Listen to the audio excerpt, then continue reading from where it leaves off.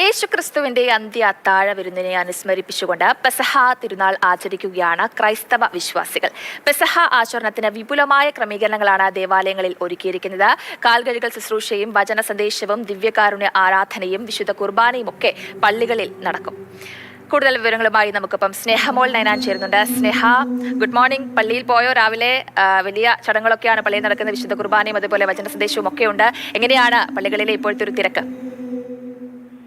Good morning Jayalakshmi. ഞാനിപ്പോൾ കാക്കനാടുള്ള saint Francis Assisi ദേവാലയത്തിലാണ് ഉള്ളത്. ഇവിടെ ഏകദേശം 6:30 കൂടി തന്നെ ദിവ്യബലി ക്കുള്ള ഈ ഒരുക്കങ്ങൾ അല്ലെങ്കിൽ വിശുദ്ധ കുർബാന ഒക്കെ തന്നെയും ആരംഭിച്ചിട്ടുണ്ട്. ഏതായാലും തിരുവത്താഴ സ്മരണയിൽ മറ്റൊരു പെസഹ ആചരണത്തിലൂടെ ക്രൈസ്തവ വിശ്വാസികൾ കടന്നു പോവുകയാണ്. ക്രൈസ്തവ വിശ്വാസികളെ സംബന്ധിച്ചിടത്തോളം ഇന്ന് ഏറെ പ്രധാനപ്പെട്ട ഒരു ദിവസമാണ്. കാലത്തിൽ വെള്ളമെടുത്ത് വെൺകറ്റ അരയിൽ ചുറ്റി 12 ശിഷ്യന്മാരുടെ പാദങ്ങൾ കഴുകിയ ശേഷം അവരുടെ പാദങ്ങൾ ചുംബിച്ചുകൊണ്ട് എളിമപ്പെടാൻ ലോകത്തോട് പഠിപ്പിച്ച യേശുക്രിസ്തുവിന്റെ തിരുവത്താഴ സ്മരണയിലൂടെയാണ് ഈ ക്രൈസ്തവ വിശ്വാസികളൊക്കെ തന്നെയും കടന്നു പോയിക്കൊണ്ടിരിക്കുന്നത്. ഇന്ന് ഈ വിശ്വാസികളെ സംബന്ധിച്ചിടത്തോളം തീവ്രമായ പ്രാർത്ഥനകളിലൂടെയായിരിക്കും ഇവർ കടന്നു പോവുക. ഇതോടെ വിശുദ്ധ വാര ആചരണമാണ്. 50 നോമ്പിന്റെ ദിവസങ്ങളിലൂടെയാണ് കടന്നുപോയിക്കൊണ്ടിരിക്കുന്നത്. ഇതോടുകൂടി തന്നെ വിശുദ്ധ വാര ആചരണത്തിന്റെ കർമ്മങ്ങൾ ഒക്കെ തന്നെയും കൂടുതൽ സജീവമാകും. ഈ സെന്റ് ഫ്രാൻസിസ് അസീസി ദേവാലയത്തിൽ 6:30 തുടങ്ങിയ തിരുക്കർമ്മങ്ങൾക്ക് നേതൃത്വം നൽകുന്നത് സീറോ മലബാർ മേജർ ഫാദർ സംസാരിക്കുന്നത് ഒന്ന് കേൾക്കാം. വാർത്തതയില്ലാത്തൊരു സമർപ്പണമുണ്ട്. ഞാൻ വൈദികരോട് ചിലപ്പോൾ ധ്യാനം പ്രസംഗിക്കുന്ന സമയത്ത് പറയാറുണ്ട്, ഒരു വൈദികൻ ആധ്യാത്മികമായിട്ട് ജനങ്ങൾക്ക് സ്വീകാര്യനാകുന്നത് അവന്റെ സംലഗ്നതയിലാണ്. എന്നാണ് ഒരു അച്ഛൻ തന്റെ ജനത്തിന്റെ കൂടെ നിൽക്കുന്നത്, എന്നാണ് ഒരു അച്ഛൻ ജനത്തിന്റെ ആവശ്യങ്ങൾക്ക് കരം കൊടുക്കുന്നത്. Availability is the spirituality.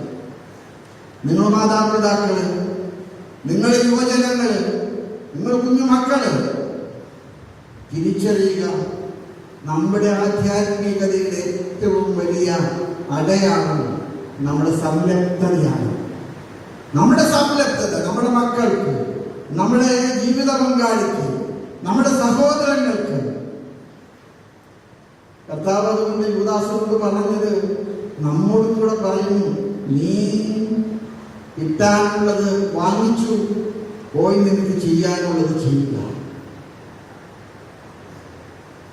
പൗരോഹിത്യ ദൈവവിളികള് നമ്മുടെ കുടുംബങ്ങളിൽ നിന്നാണ് ഉണ്ടാകേണ്ടത്.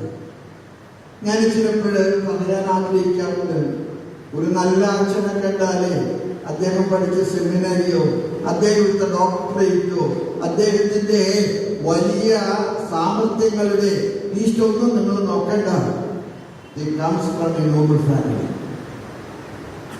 ഒരച്ഛൻ ആ അമ്മയുടെ അമ്മിഞ്ഞ പാലില് രുചിച്ചറിഞ്ഞ മൂല്യങ്ങളാണ് ആർച്ച് ബിഷപ്പിന്റെ വാക്കുകളാണ് നമ്മൾ കേട്ടത്. പെസഹ വ്യാഴത്തിൽ അദ്ദേഹത്തിന്റെ സന്ദേശമാണ്, വിശ്വാസികളോട് ഉള്ള സന്ദേശമാണ് നമ്മൾ കേട്ടത്. നമുക്ക് ധാരാളം കമന്റുകളും ഈ പെസഹ വ്യാഴവുമായി ബന്ധപ്പെട്ട് വരുന്നുണ്ട്. റജി മാത്യു പറയുന്നുണ്ട്, യേശു 12 ശിഷ്യന്മാർക്കൊപ്പം ലാസ്റ്റ് സപ്പർ കഴിച്ചതിന്റെ ഓർമ്മയ്ക്കാണ് പെസഹ വ്യാഴം. യേശുവിന്റെ ശരീരമാകുന്ന അപ്പവും രക്തമാകുന്ന വീഞ്ഞും ശിഷ്യന്മാർക്ക് പകുത്തു നൽകിയത് അനുസ്മരിച്ചാണ് ഈ വിശുദ്ധ കുർബാനയുടെ തുടക്കവും. അതുതന്നെയാണ് വിശ്വാസികളെല്ലാം, ക്രൈസ്തവ വിശ്വാസികളെല്ലാവരും ഇന്ന് തീവ്രമായ പ്രാർത്ഥനയിലാണ്. അവർ സമാധാനത്തിനായും ആശ്വാസത്തിനായും പള്ളികളിൽ പ്രാർത്ഥനയിൽ മുഴുകിയിരിക്കുകയുമാണ്.